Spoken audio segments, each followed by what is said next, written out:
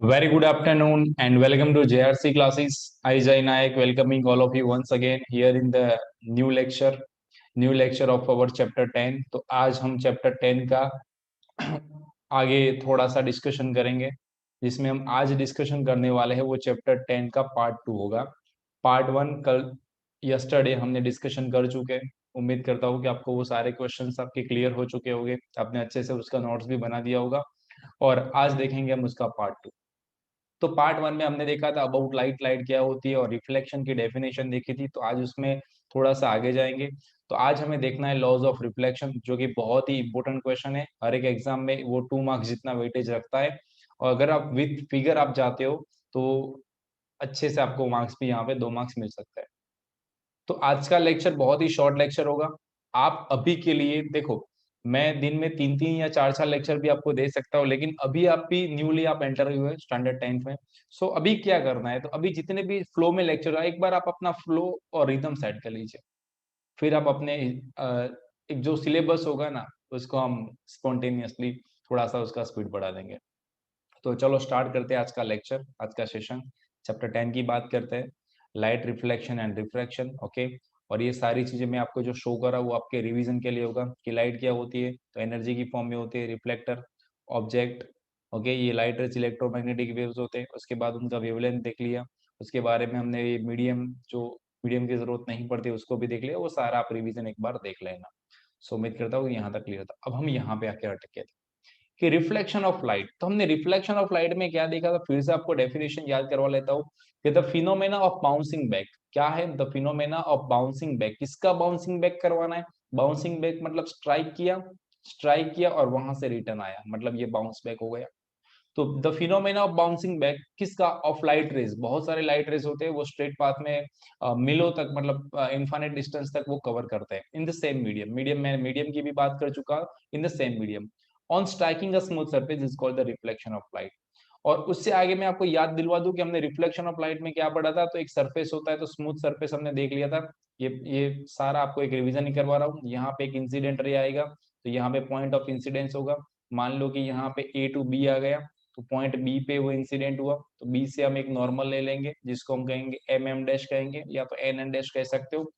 फिर यहाँ से ये रिफ्लेक्ट होगा, तो इसको हमने कह दिया ये बी टू सी जो था, ये था आपका रिफ्लेक्टेड रे। कौन सा रे था आपका? रिफ्लेक्टेड। और ये रे कौन सा था आपका? इंसिडेंट रे था। दूसरा इंपॉर्टेंट ये क्या है, तो ये है आपका नॉर्मल। नॉर्मल कहाँ पे ड्रॉ किया था आपने? नॉर्मल आपने ड्रॉ किया था पॉइंट ऑफ इंसिडेंस पे। ओके, ये सारी चीजें मैं आपको विद द फिगर भी एक्सप्लेन कर चुका हूँ। देख सकते हो आप यहाँ पे फिगर, जो हमने नॉर्मल ड्रॉ किया था वो एक स्मूथ सरफेस है, पॉइंट ऑफ इंसिडेंस है। फिर यहाँ पे इंसिडेंट रे आता हुआ दिख रहा है, फिर यहाँ पे रिफ्लेक्टेड रे आता हुआ दिख रहा है, एंगल ऑफ रिफ्लेक्शन है। तो ये सारी चीजें हम देख पा रहे हैं। अब आगे बढ़ते हैं, आज का जो मेन इंपॉर्टेंट टॉपिक है वो। सो आज का ये टॉपिक इंपॉर्टेंट है, that is laws of reflection. Reflection के 2 लॉ। ओके, तो ये 2 मार्क्स में क्वेश्चन आता है विद द फिगर, आप ड्रॉ करने का और लिखने का ट्राई कीजिएगा। तो चलो देखते हैं आगे क्या कह रहा है ये। So there are mainly 2 laws of reflection. Reflection के कितने रूल है, तो ऐसा लिखिए आपकी यहाँ पे सिर्फ मेनली 2 रूल है। कौन कौन से हैं, तो ये हम बात करते हैं आगे। सो नंबर 1 और 2 मैंने शायद, यस, 1 को मैं पीछे ले गया था, नो प्रॉब्लम, सारी चीजें आपके सामने आ गई अब। Number 1 is that angle of incidence is always equal to the angle of reflection. अब यहाँ पे एक समझने जैसी बात है, पहले तो ये पूरा स्टेटमेंट पढ़ लीजिए। एंगल ऑफ इंसिडेंस मतलब इंसिडेंस पे जो एंगल बनता है, इंसिडेंट पे जो एंगल बनता है, वो angle of incidence is always equal. Equal होता है मतलब उनका वैल्यू सेम होता है। It is always equal to the angle of reflection. अब समझना क्या से क्या बनता है। आपके पास 3 थे। एक तो था आपका ये सरफेस, समझना ध्यान से, ये सरफेस, और ये बीच में आपका ये हुआ करता था यहाँ पे नॉर्मल। ध्यान से समझना ये चीज को, ये नॉर्मल था। ओके, नॉर्मल कहाँ पे था, तो ये पॉइंट ऑफ इंसिडेंस है वहां पे। तो यहाँ पे मान लो कि कोई रे आ गया, तो ये रे आ गया, मान लो कि ये ए बी आ गया, और यहाँ पे सी है और यहाँ पे डी ले रहा था। आपको कौन सा एंगल यहाँ पे ध्यान में रखना है? द एंगल, ये जो इंसिडेंट रे है वो नॉर्मल के साथ जो एंगल बनाता है, ये एंगल आपको ध्यान में रखना है, कि नहीं कि वो एंगल की जो ये इंसिडेंट रे सरफेस के साथ बना रहा है, इसको आपको ध्यान में नहीं लेना है। ये एंगल ऑफ इंसिडेंस नहीं है, ये रहा आपका एंगल ऑफ इंसिडेंस। मतलब कौन सा रे था, तो आपका था इंसिडेंट रे। कौन सा रे था? इंसिडेंट रे, जो स्ट्राइक कर रहा था कोई भी सरफेस पे। इसने किसके साथ एंगल बनाया? इसने किसके साथ एंगल बनाया? नॉर्मल के साथ, सरफेस के साथ नहीं, नॉर्मल के साथ। तो सेम चीज वहां पे रिफ्लेक्शन पे भी हो रही है कि कौन सा रे था, रिफ्लेक्टेड रे। तो ये आ गया आपका रिफ्लेक्टेड रे, मान लो कि मैं उसको बी डी या बीई कह देता हूँ। तो आपको ये एंगल देखने की जरूरत नहीं है, ये रिफ्लेक्टेड रे ने किसके साथ एंगल बनाया, तो किसके साथ, नॉर्मल के साथ। तो नॉर्मल के साथ जो रे, रिफ्लेक्टेड रे है, जो नॉर्मल के साथ एंगल बनाता है उसको हम कहेंगे एंगल ऑफ रिफ्लेक्शन। तो यहाँ पे मैं उसको आर कह देता हूँ और यहाँ पे मैं उसको आई कह देता हूँ। बहुत सारी बुक में ऐसा भी लिखा होगा थीटा आई मतलब angle of incidence and theta R equal to angle of reflection. Okay, they are equal मतलब उनका वैल्यू इक्वल होता है। अब थोड़ा सा और समझने का ट्राई कीजिए। मैंने कौन सी एंगल की बात की, इंसिडेंट रे था किसके साथ, नॉर्मल के साथ। रिफ्लेक्टेड रे था किसके साथ, नॉर्मल के साथ, नहीं कि सरफेस के साथ। अब थोड़ा सा और इस क्वेश्चन को आगे समझते हैं। एग्जाम में दिया होगा कि मान लो कि ये आपका एंगल है 30 डिग्री का, तो सामने ये एंगल भी कितना होगा, 30 डिग्री का। बिल्कुल सिंपल सी बात है सर, इसमें क्या कंफ्यूजन। ये 75 का है तो ये भी 75 का हो जाएगा, तो उसमें कोई दिक्कत नहीं है। उसका अगर आपको एडिशन भी पूछ रहा है तो डबल कर दीजिए। मतलब कई कई एग्जाम में, और मैं एक totally exam point of view से बात कर रहा हूँ कि समटाइम्स आपको ऐसा दिया जाता है, समझना ध्यान से।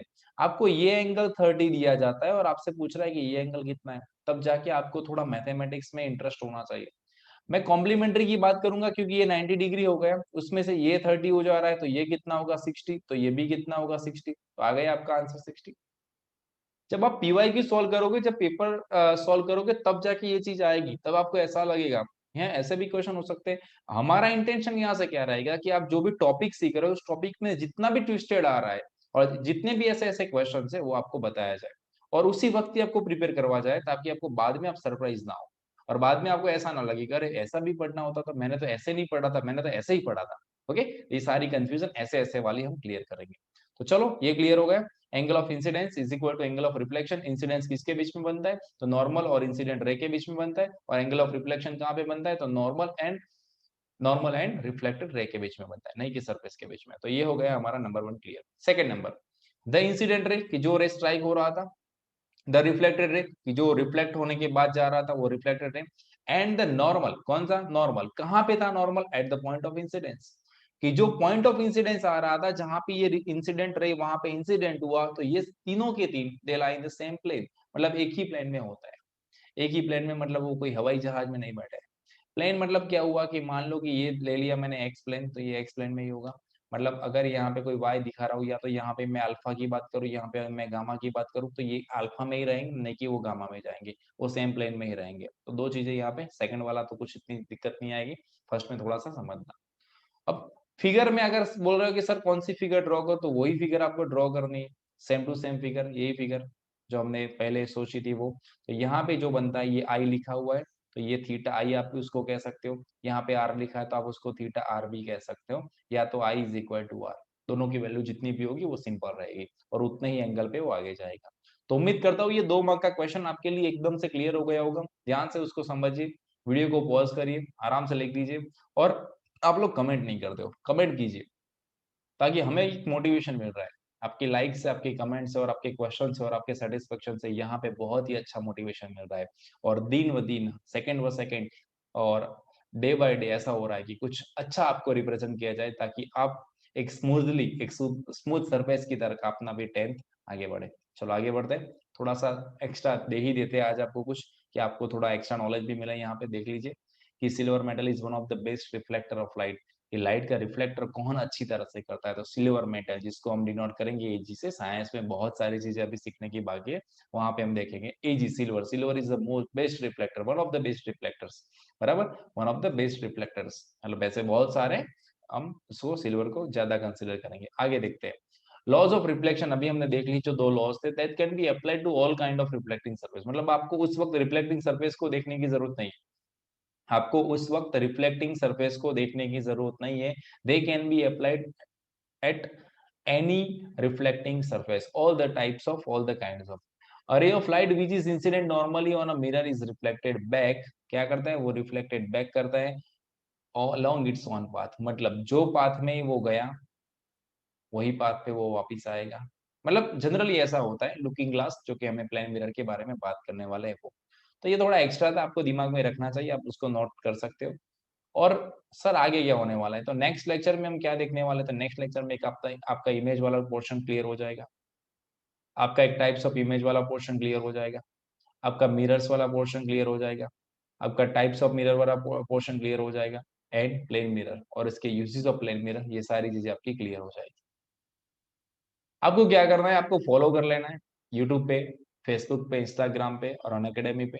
आपको क्या करना है, आपको एक प्लेलिस्ट जो आपको दे दिया है एसएससी 2021, बार-बार मैं आपको इसलिए ये याद करवा रहा हूँ 2021 और 22, ताकि हर एक चीज़ें यहाँ पे अपलोड हो रही है। जभी भी आप 12 बजे ये वीडियो देख रहे हो, तो ये वीडियो पहले से ऑलरेडी अपलोड हो चुका है। आपको मुझे पूछने की ज़रूरत नहीं और आपको कहीं कभी ढूँढने की ज़रूरत नहीं और आपको ऐसा पूछने की भी ज़रूरत नहीं कि आज लेक्चर है कि नहीं है। आप जाइए सीधा प्लेलिस्ट पे जाइए, आपको देखने में पूरा लिस्ट देखने को मिल जाएगा और नहीं होगा वो अपलोड होते रहेंगे।